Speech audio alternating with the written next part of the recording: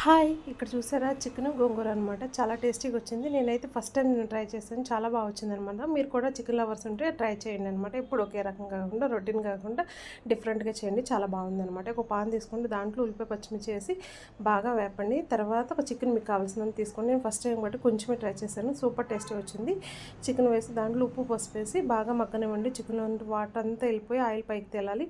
ఆ టైంలో మాత్రమే కారం యాడ్ చేయండి. మీ టేస్ట్‌కి తగ్గట్టు కారం యాడ్ చేసి వాటర్ యాడ్ చేయండి. వాటర్ యాడ్ చేసిన తర్వాత చికెన్ ఉడుకుతూ ఉంటుంది.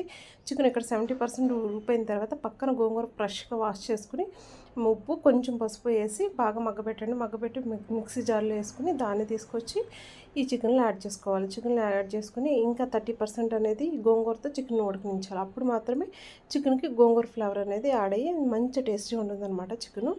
యాడ్ చేసిన తర్వాత ఆల్మోస్ట్ 90% కుక్ అయిపోయిన తర్వాత ఇప్పుడు గరం మసాలా, చికెన్ మసాలా వేసుకోండి. వేసుకుని ఒక 10 మినిట్స్